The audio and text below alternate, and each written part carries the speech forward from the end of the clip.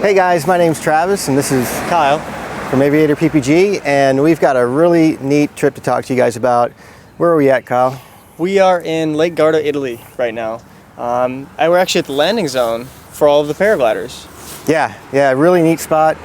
Lake Garda is in the Italian Alps, way up in the northern part of Italy, and it's this beautiful launch zone. How do we get up there, first of all? Well, first you have to get here, which is a drive, and it's only about 20 miles, but it takes you about an hour going through all these roads. And then to get up to the top of the mountain, you take similar to a ski lift, but it's a really big one.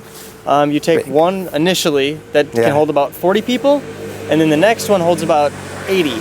And you hop on this ski lift, and it takes you up to the top of Mount Baldo, which is 1,800 meters, so 6,000 feet on top. The other side of the lake, we've got mountains in the background, and you can't see it, but we're looking up at the launch zone, which is way up there. And this cable car takes you up there. And right now, unfortunately today, it's covered in clouds, and the top of the mountain is also covered in about 2 feet of snow. So it's super cool. You get to go up there, and it's awesome. It's about 20 degrees colder, and there's snow blowing, and there's wind, and all kinds of stuff. And then you get about if you just have a sled ride off the top of that mountain. It's 20 minutes. I mean, if you just do a straight sled ride and you come down, you're still going to come over the valley at a couple thousand feet, and you're over the lake where they have rescue boats. They have this huge landing zone.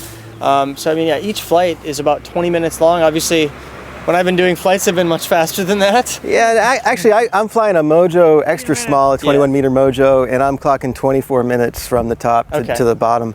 On just a sled ride. So it's a super neat site. I can't think of anywhere else where you can get up to the top so easily and do nothing and still get to fly for 24 minutes with no ridge lift and no thermals. And when you come off the top of the site, it's amazing. It's like the bottom just drops out from underneath. It just explodes, and then suddenly you're 4,000 plus feet above the ground in a matter of a minute from the top of this launch site, and you're just surrounded by this gorgeous scenery and these beautiful mountains and this crystal, like this royal blue color that you're flying over. So there's a reason why we're here, and there's a reason why we picked this spot. So why don't you talk about that, Kyle? So initially, obviously learning ACRO and stuff like that is dangerous. So in doing it, wanting to do it correctly, I wanted to have a good location and a good instructor. And it was Theo. And as some of you may or may not know, he won the 2017 World Championships. And what I also learned is that his dad is a paragliding instructor since he was 2. Even when I was at a couple thousand feet, he's able to see what I'm doing wrong. And higher,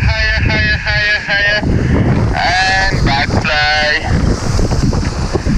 Okay. So that made a big difference, but then he gave me a list of, we can go to these places, but he suggested this place due to the fact that the launch, the altitude, and also that there's water, which is very, very important. And they always have a rescue boat. Anytime somebody's out there, there's a rescue boat on the lake. Yeah, it's just pretty neat. In case. Even though I didn't get to train with Theo, I watched Kyle train with Theo for 3 days and got a couple flights in between. But man, I'll tell you guys what. He is a true professional, and for someone who's 24 years old. 24 years old. He's younger than me. He's been doing this for a very long time, and from day one, it was just absolutely amazing. And I know Theo doesn't advertise the fact that he does training. The point is, if you're looking to get out there and get ACRO training, do it right. Please. Do it with a professional. Do it with somebody like Theo or somebody similar to him who's not only an amazing pilot, but also an amazing instructor.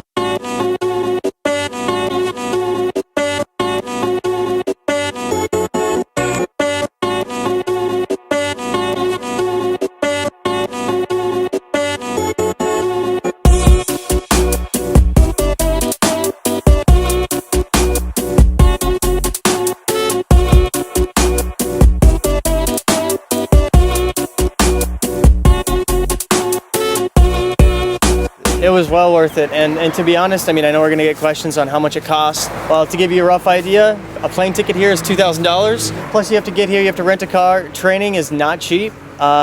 It's about $500 to $600 per day to train. Yeah. So for those of you that are thinking like, hey, I just want to go train for fun, it needs to be a commitment, and it needs to be something that you're passionate about, to put in the time and that money. It'll make it worth it in the end. And at the end of the day, it's about your safety. So that's why it was so important to us to make sure I did this correctly. Yeah. So some of the maneuvers that you learned in just a 3-day period. So Kyle came over here, I think, expecting to learn maybe 2 or 3 things. Yeah, it was about 12 runs. And then the things that you learn, obviously, it's best to go into it with no expectations of what you're hoping to learn. Because, you know, many people go, I just want to learn infinity or whatever they want to learn. Well, it's the very wrong way to look at it, because progression is everything. I was able to progress slightly faster than normal because I already did training 2 years prior in Spain. And then I came here and I spent 3 days, and I figured just some basic maneuvers, but we went as far as tumbling, Mac twist. A lot of helico training. A lot of helico training, because regardless of what anybody tells you, that is the hardest maneuver, and every single professional out here they said like, the same thing. 6 months, a year. 6 months to 2 years is what we heard crazy. To master a helico, and that's practicing it all the time. Yeah, it was difficult, but having a good instructor and the willingness to do it is very important. But just doing it the correct way is probably the most important thing. I think one of the neatest things that I saw you learn was how to get out of trouble. And you learned a lot about exactly where to put your hands, and that was ingrained on day one. Like, if things don't feel right, here's exactly where you need to put your hands, and just hold it until everything straightens itself out. So, you know, Kyle, luckily enough, we'll do some more flying, but has not been on the reserve yet. We had a knock on wood. We got to, Theo brought with him 2 other professional ACRO pilots who were here with us also, and we were up and down the lift with them every time, and 2 of them ended up having to get rescued out of the lake. It's his 12th reserve ride, and that's the neat thing when you come out here and you're learning about these guys training ACRO, and you ask them about reserve rides, and they're like, no big deal. They laugh. But again, that's why you do it over a lake. There's a rescue boat. It's a full-time rescue boat out here that's watching and ready to go. And I know what a lot of people are going to say too as well. You free fly and you learn, but what about paramotoring?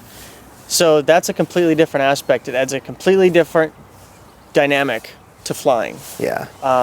So with doing that, when I get home and we continue to keep flying, I'm going to start from square one. I know how to do these maneuvers, and I might know how to do tumbling, and that's awesome, but I'm still going to start with the very basics of what I learned and work my way up, just like I did in training. So I'll start on the paramotor and start with one thing, and if it goes kind of funky, I'll just keep continuing that rather than just going straight into what I thought I learned, just to keep it safe and to keep it as controlled as possible. And it's important to know, because when you get home too, you don't have a lake and a rescue boat. I don't have, or Theo in my ear talking to you, so everything's going to be very different, and it's going to be very slow. So obviously Aviator PPG, we don't do ACRO training at Aviator PPG. No. I don't think that we probably ever will, because there's people around the world that are much better at doing it than we are, and there's places that are set up like this to do it properly, and we really want to encourage you guys. There's a lot of folks that talk to us that are very interested in getting into ACRO flying. Please, please, please do not go out and try and learn this on your own. Don't go out and buy an ACRO wing and watch a YouTube video and try and figure it out. Now, Kyle, before he came, watched all of Theo's videos probably 10 times each, just to get an idea of how to do it, but Kyle didn't go out and try any of these before he was under the instruction of an expert in the right conditions. And like we said, even the experts, we saw 2 reserve rides in the same day. It does happen, you can get hurt, but you can learn safely if you do it right, and we truly, for you guys who are interested in doing it, take the time, the money investment. If it's that important to you to learn this stuff, then do it the right way, like Kyle's been doing this week. Please. Contact me, and I know a lot of people that we can get you into contact with, but I encourage you to do it right, because honestly, the stuff that I learned, even in the first 5 minutes, is just unreal. So just please do it correctly and seek out professional training.